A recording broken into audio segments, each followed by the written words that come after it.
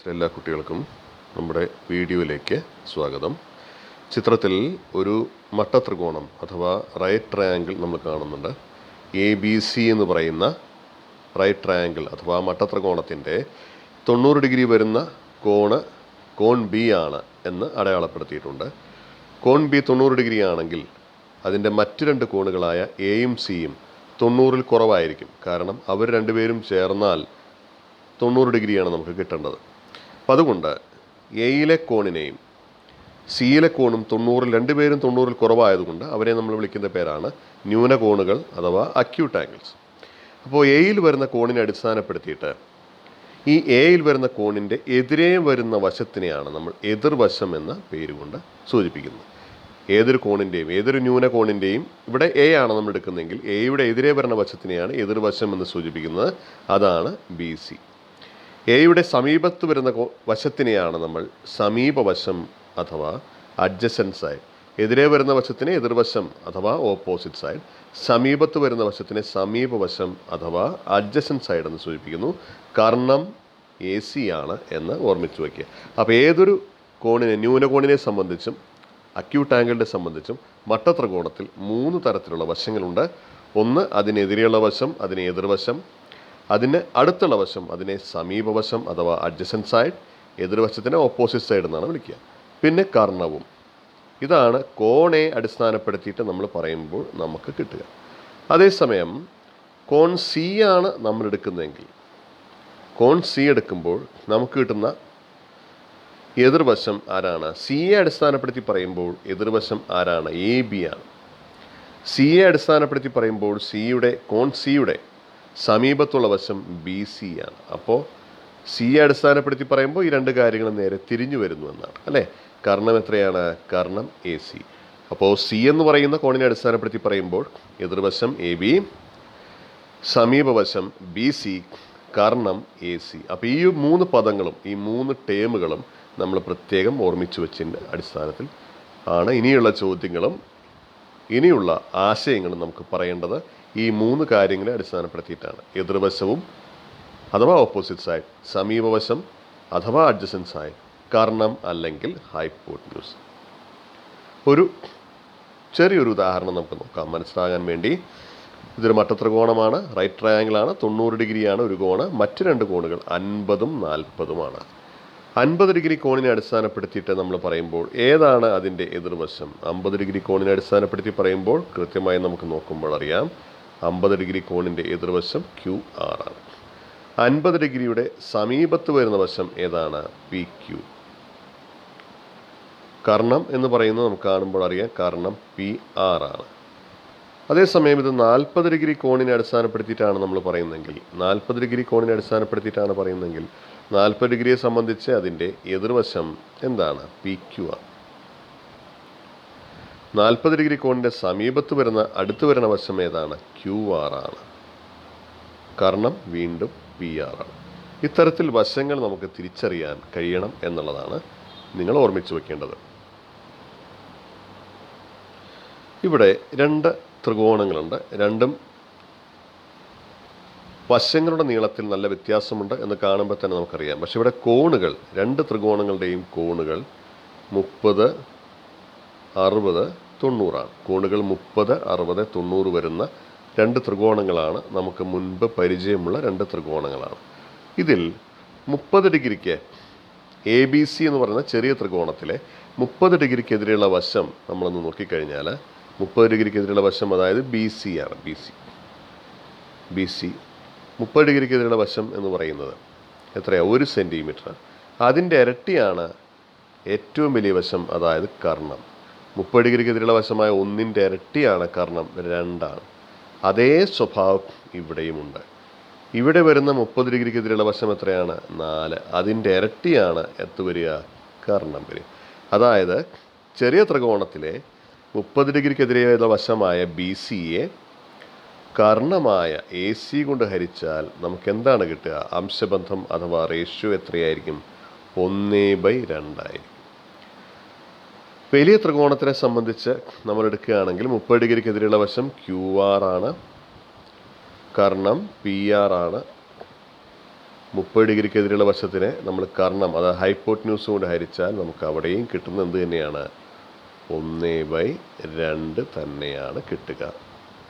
അതായത് ഈ രണ്ട് ത്രികോണങ്ങളിലും 30 ഡിഗ്രിയുടെ എതിരെയുള്ള വശത്തിനെ കർണം കൊണ്ട് ഹരിച്ചാൽ കിട്ടുന്ന ഉത്തരം 1 തന്നെയാണ്, അഥവാ ഒരു സ്ഥിര സംഖ്യയാണ്. ഇത് ഏത് മട്ടത്രികോണം എടുത്താലും ഈ ഒരു ആശയം ശരിയാവും.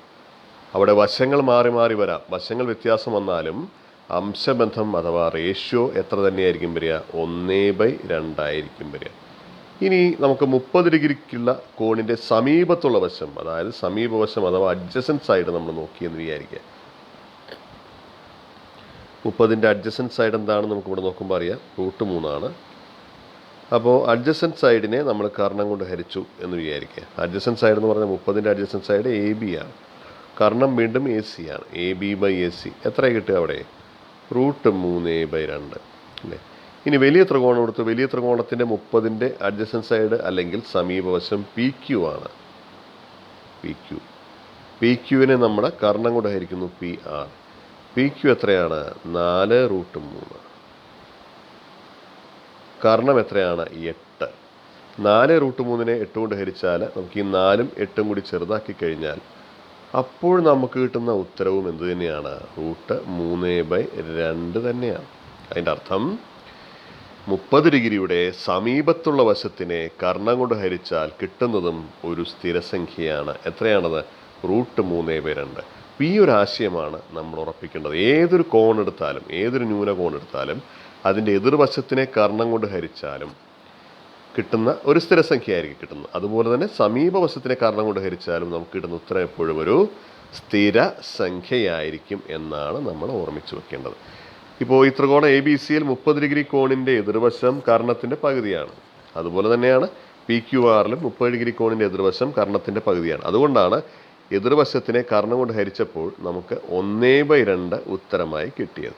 ഇനി ഈ പട്ടികയിലേക്ക് ശ്രദ്ധിച്ച് നോക്കുക. ത്രികോണം ABCയെ സംബന്ധിച്ച് ത്രികോണം ABCയുടെ എതിർവശം 1 സെൻറ്റിമീറ്ററാണ്, കർണം 2 ആണ്. അപ്പോൾ 30 ഡിഗ്രിയുടെ എതിർവശത്തിനെ കർണം കൊണ്ട് ഹരിച്ചപ്പോൾ നമുക്ക് എത്ര കിട്ടി? 1/2 കിട്ടി. ത്രികോണം PQRൽ 30 ഡിഗ്രിയുടെ എതിർവശം 4 ആണ്, കർണം 8 ആണ്. 4നെ 8 കൊണ്ട് ഹരിച്ചപ്പോഴും നമുക്ക് ഉത്തരം എന്ത് തന്നെ കിട്ടി? 1/2 കിട്ടി. ഇനി ത്രികോണം ABCയിൽ 30 ഡിഗ്രിയുടെ സമീപവശം √3 ആണ്. √3നെ കർണം 2 ആണെന്ന് അറിയാം. √3നെ 2 കൊണ്ട് ഹരിച്ചപ്പോൾ √3/2 കിട്ടി. 30 ഡിഗ്രിയുടെ സമീപവശം PQR ആണെങ്കിൽ 30 ഡിഗ്രിയുടെ സമീപവശം 4√3 ആണ്. അതിനെ കർണമായി 8 കൊണ്ട് ഹരിച്ചപ്പോൾ നമുക്ക് എന്ത് കിട്ടി? വീണ്ടും √3/2 കിട്ടി. അതായത് എതിർവശത്തിനെ കർണം കൊണ്ട് ഹരിച്ചാലും 30 ഡിഗ്രിയുടെ എതിർവശത്തിനെ കർണം കൊണ്ട് ഹരിച്ചാൽ കിട്ടുന്ന ഒരു സ്ഥിരസംഖ്യയാണ്. സമീപവശത്തിനെ കർണം കൊണ്ട് ഹരിച്ചാലും ഒരു സ്ഥിര സംഖ്യയാണ് കിട്ടുക. ഈ ഒരു റേഷ്യോ അല്ലെങ്കിൽ അംശബന്ധത്തിനെ എതിർവശത്തിനെ കർണം കൊണ്ട് ഹരിച്ചാൽ കിട്ടുന്ന അംശബന്ധത്തിനെ നമ്മൾ സൈൻ എന്നാണ് സൂചിപ്പിക്കുക. ചുരുക്കത്തിൽ ഈ ഇല്ലാതെ സൈൻ 30 എന്നാണ് നമ്മൾ ഇതിനെ വിളിക്കുന്നത്. സൈൻ 30 എന്നാണ് പറയുക. അതുപോലെ സമീപവശത്തിനെ കർണം കൊണ്ട് ഹരിച്ചാൽ കിട്ടുന്ന ഈ ഒരു റേഷ്യോ അല്ലെങ്കിൽ അംശബന്ധത്തിനെ കോസൈൻ എന്ന് വിളിക്കുന്നു. ചുരുക്കത്തിൽ നമ്മളതിനെ കോസ് എന്ന് വിളിക്കുന്നു.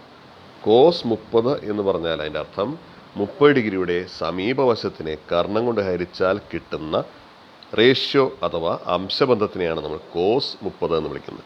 എതിർവശത്തിനെ കർണം കൊണ്ട് ഹരിച്ചാൽ കിട്ടുന്ന സ്ഥിരസംഖ്യയ്ക്ക് നമ്മൾ സൈൻ 30 എന്ന പേരിലും വിളിക്കുന്നു. ഇത് വേറെ ഒരു തരത്തിലുള്ള ത്രികോണമാണ്. ഇവിടെ 20 ഡിഗ്രി പറയുന്ന കോണിനെ ഒന്ന് ശ്രദ്ധിച്ച് നോക്കുക. 20 ഡിഗ്രി അടിസ്ഥാനപ്പെടുത്തിയിട്ടാണ് ഇവിടെ നമ്മൾ പറഞ്ഞിരിക്കുന്നത്. 3 ത്രികോണങ്ങളും വ്യത്യസ്ത വശങ്ങളുള്ള ത്രികോണങ്ങളാണ്. പക്ഷേ 20 ഡിഗ്രിയുടെ സമീപവശത്തിനെ, ആദ്യത്തെ ത്രികോണം നോക്കൂ, സമീപവശം 1.52, കർണം 1.62, ഹരിച്ചപ്പോൾ 0.939 കിട്ടി.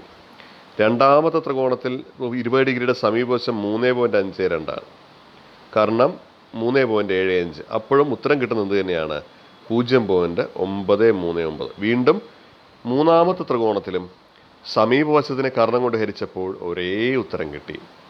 അതുപോലെ തന്നെ എതിർവശത്തിനെ, ഈ 3 ത്രികോണങ്ങളുടെയും എതിർവശത്തിനെ കർണം കൊണ്ട് ഹരിച്ചാൽ നമുക്ക് ഒരേ ഉത്തരം കിട്ടും. 20 ഡിഗ്രിയെ സംബന്ധിച്ച് അതിൻ്റെ സമീപവശത്തിനെ കർണം കൊണ്ട് ഹരിച്ചാൽ എപ്പോഴും 0.39 0.939 കിട്ടുന്നു.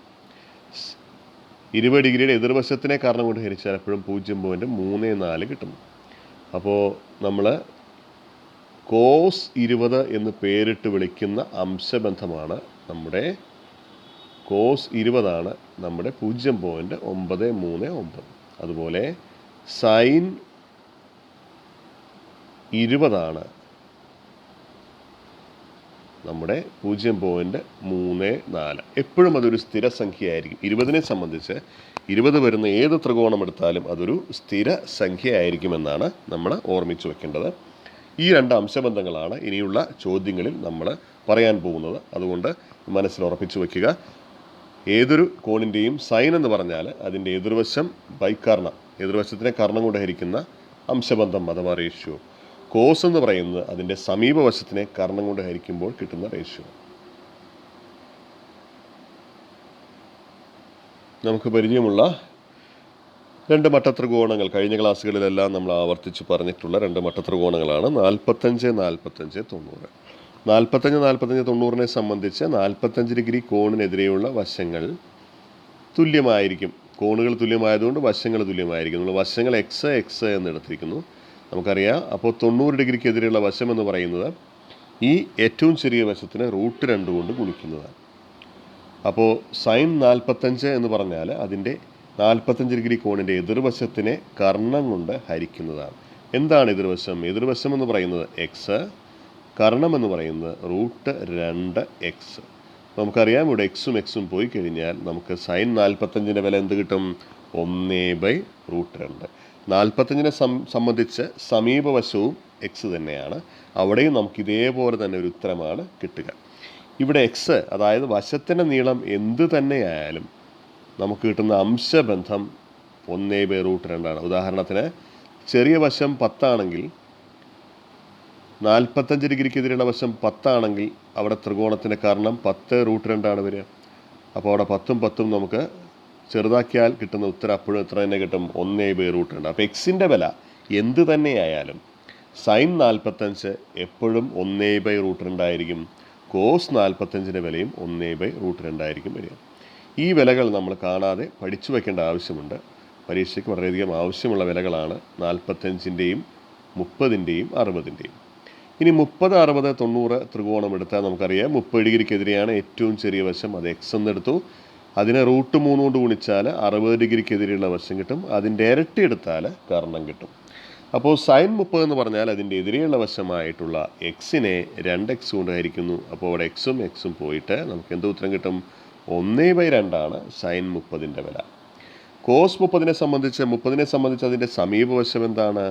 സമീപവശം √3x ആണ് അല്ലേ? √3x ആണ് സമീപവശം.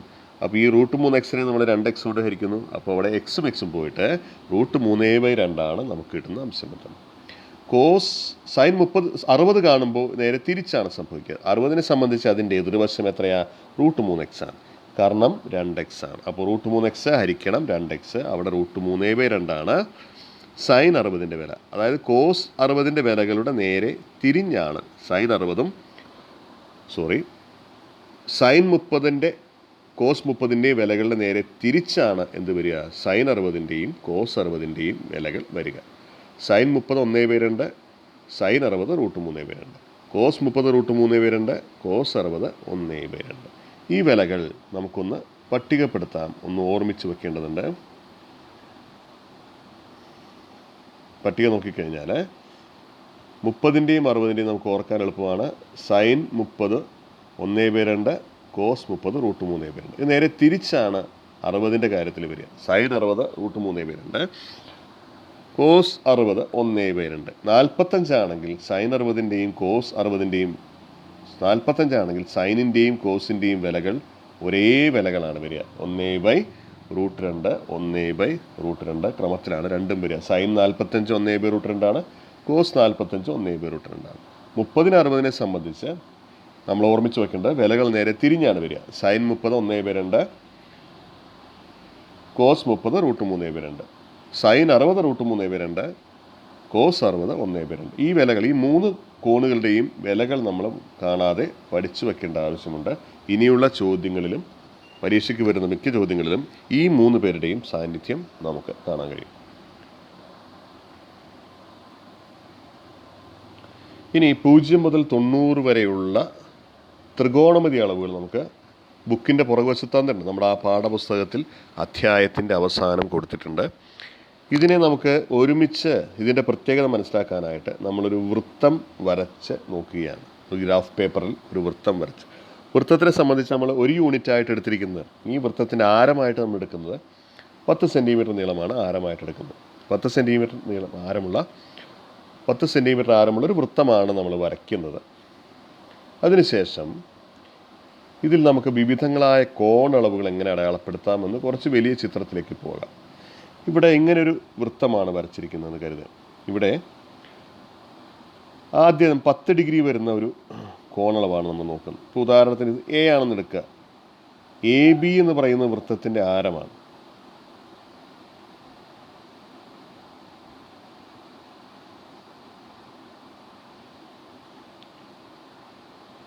AB എന്ന് പറയുന്ന വൃത്തത്തിൻ്റെ ആരമാണ്. അപ്പോൾ ഉറപ്പായിട്ടും AB, ഇവിടെ ഒരു മട്ടത്രികോണം നമുക്ക് ശ്രദ്ധിച്ച് നോക്കിയാൽ കാണാം. ഇവിടുത്തെ കോണളവ് 10 ഡിഗ്രിയാണ്. കോണളവ് 10. അപ്പോൾ 10 ഡിഗ്രി വരുന്ന ത്രികോണത്തിൻ്റെ കർണമാണ്, മട്ടത്രികോണത്തിൻ്റെ കർണമാണ് AB അല്ലേ. അപ്പോൾ നമുക്കറിയാം ആ 10 ഡിഗ്രി വരുന്ന കോണിൻ്റെ എതിരേ വരുന്ന വശമാണ്. ശ്രദ്ധിച്ച് നോക്കിയാൽ നമുക്ക് കാണാം എതിരേ വരുന്ന വശം എത്രയാണ്?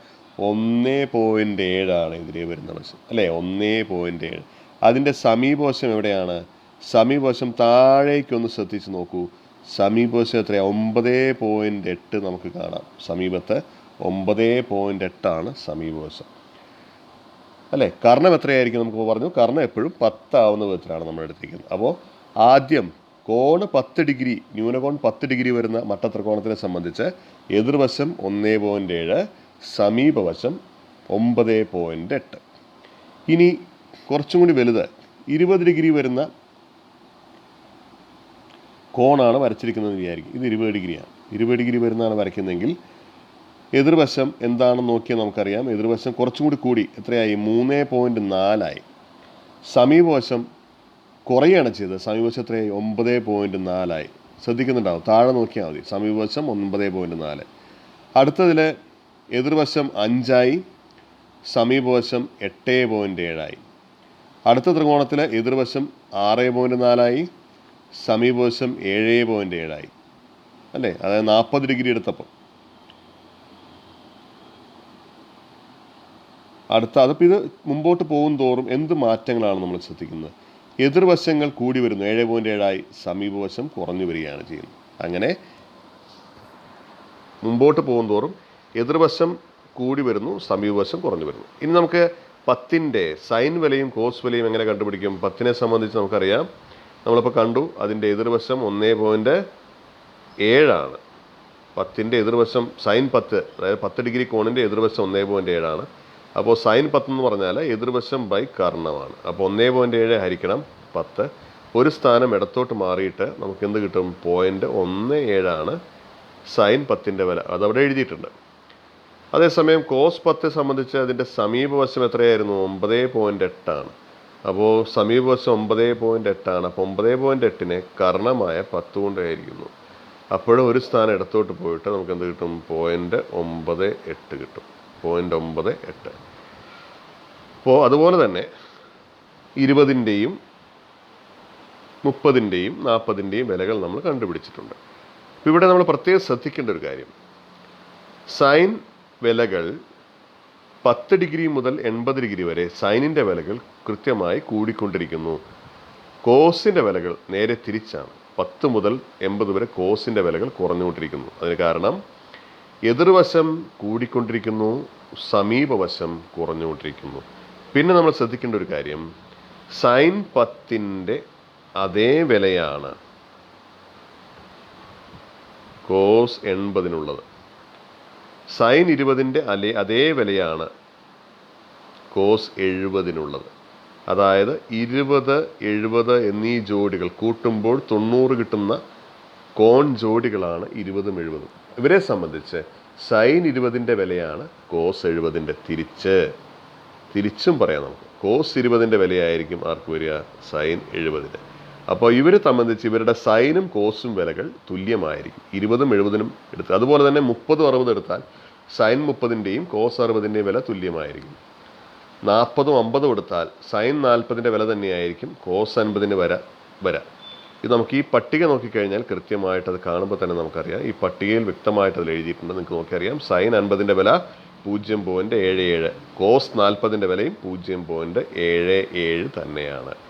അപ്പോൾ ഈ പട്ടികയിൽ നിന്ന് നമ്മൾ മനസ്സിലാക്കിയ കാര്യങ്ങൾ നമുക്കൊന്ന് ചുരുക്കത്തിൽ ഒരുമിച്ച് ഒന്ന് ക്രോഡീകരിക്കാം.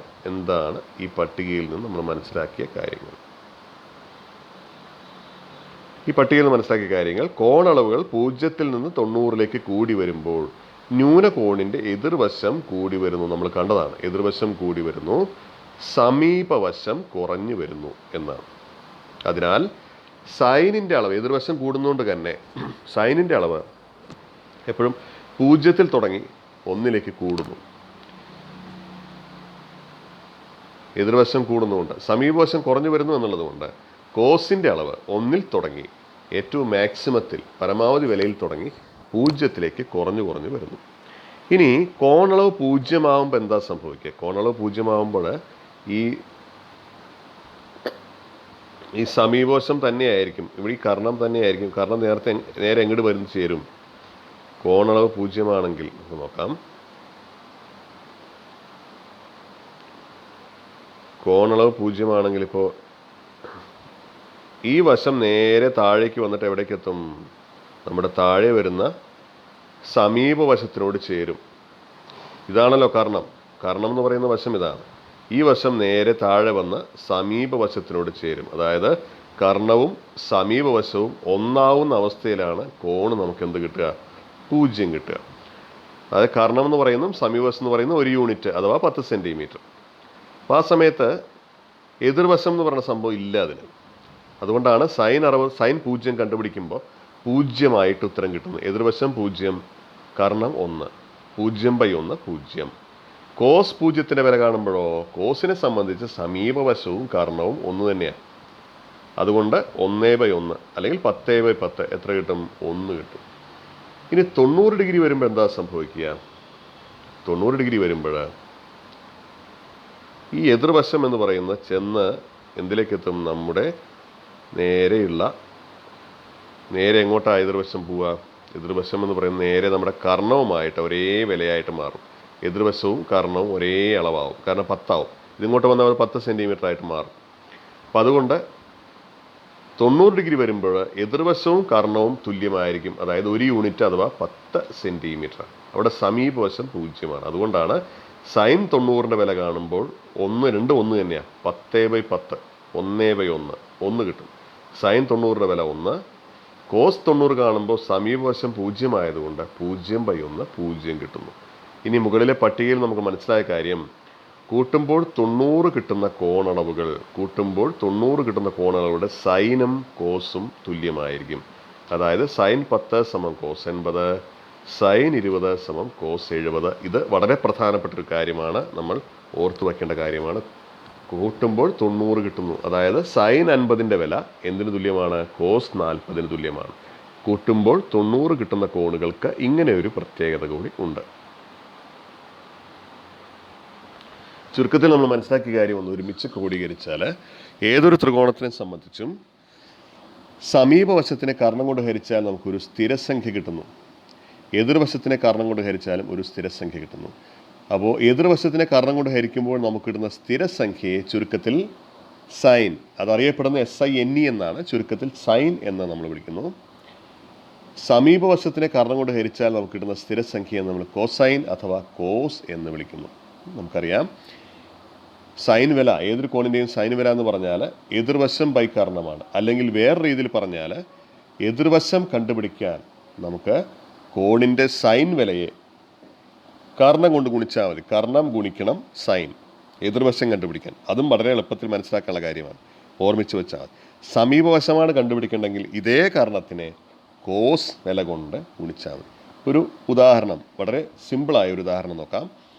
ഇവിടെ എതിർവശം കർണം തന്നിട്ടുണ്ട്, എതിർവശവും സമീപവശവും കണ്ടുപിടിക്കണം 40 ഡിഗ്രിയുടെ. ഇപ്പോൾ നമുക്കറിയാം 40 ഡിഗ്രിയെ സംബന്ധിച്ച് എതിർവശം എ ആണ്. അപ്പോൾ എ എതിർവശം ബൈ കർണം A/12 എന്ന് പറയുന്നതാണ് നമ്മുടെ എന്തിൻ്റെ വില, സൈൻ 40ൻ്റെ വില. അപ്പോൾ അതിൽ നമ്മൾ മനസ്സിലാക്കേണ്ടത് എ കണ്ടുപിടിക്കാനായിട്ട് 12 ഗുണിക്കണം സൈൻ 40 കണ്ടുപിടിച്ചാൽ മതി. അപ്പം ഇനി മുതൽ ഈ ഒരു കാര്യം കൂടി ഓർമ്മിച്ച് നിങ്ങൾ വയ്ക്കേണ്ടതുണ്ട്. എതിർവശം കണ്ടുപിടിക്കാൻ കർണത്തിനെ ആ കോണിൻ്റെ സൈൻ വില കൊണ്ട് ഗുണിച്ചാൽ മതി. അപ്പോൾ ഉത്തരം 12 ഗുണിക്കണം 0.6428. അതേസമയം സമീപവശമാണെങ്കിലോ, സമീപവശം ഏതാണ് ഇവിടെ, ബി ആണ്. 40ൻ്റെ സമീപവശം ബി ആണ്. അപ്പോൾ കോസ് 40 എന്ന് പറയുന്നത് സമീപവശം ഹരിക്കണം കർണമാണ്, b/12. വീണ്ടും 12 കൊണ്ട് ഗുണിച്ച് കഴിഞ്ഞാൽ ബിയുടെ വില കണ്ടുപിടിക്കാൻ എന്ത് ചെയ്താൽ മതി, 12 ഗുണിക്കണം കോസ് 40. 12 ഗുണിക്കണം കോസ് 40 ബിയുടെ വില. അപ്പോൾ അതുകൊണ്ട് ഇനി മുതൽ ഓർമ്മിച്ച് വെക്കേണ്ട ഒരു കാര്യം, എതിർവശം കണ്ടുപിടിക്കാൻ കർണത്തിനെ സൈൻ കൊണ്ട് ഗുണിക്കുക, സമീപവശം കണ്ടുപിടിക്കാൻ കർണത്തിനെ കോസ് വില കൊണ്ട് ഗുണിക്കുക. ചില കോണുകളുടെ സൈനും കോസും എങ്ങനെയാണ് നമ്മൾ കണ്ടുപിടിക്കുക എന്ന് നിങ്ങൾക്കറിയാമെന്ന് വിചാരിക്കുന്നു. നമുക്ക് ഒന്ന് നോക്കാം. ഏതിൻ്റെയൊക്കെയാണ് 35, 56, 67 ഈ 3 പേരുടെയും സൈൻ കോസ് വിലകൾ എങ്ങനെ കണ്ടുപിടിക്കും നോക്കാം. നമ്മുടെ ആ പുസ്തകത്തിൽ അവസാനം കൊടുത്തിരിക്കുന്ന പട്ടിക അനുസരിച്ച് 35ൻ്റെ ഇത് ഈ ഒരു കോളത്തിൽ കാണുന്ന സൈൻ വിലയും ഈ ഒരു കോളത്തിൽ കാണുന്ന കോസ് വിലയുമാണ്. 35നെ സംബന്ധിച്ച് അതിൻ്റെ സൈൻ വില എന്ന് പറയുന്നത് 0.5736 ആണ്. 35നെ സംബന്ധിച്ച് അതിൻ്റെ കോസ് വില 0.8192 ആണ്. ഇങ്ങനെയാണ് നമ്മൾ അതിൻ്റെ പട്ടിക നോക്കിയിട്ട് സൈൻ കോസ് വിലകൾ കണ്ടുപിടിക്കേണ്ടത്. അതേസമയം 56, 67 അതും നമ്മുടെ പുസ്തകത്തിലുണ്ട്. 56, 67 എല്ലാ വിലകളും പുസ്തകത്തിൽ നോക്കി കണ്ടുപിടിക്കാം. സൈൻ 56, 67 നോക്കാം നമുക്ക്. 67 ആണെങ്കിൽ സൈൻ 67 എത്രയാ, 0.9205. കോസ് 67 എത്രയാ, 0.3907. ഇങ്ങനെയാണ് കിട്ടുക.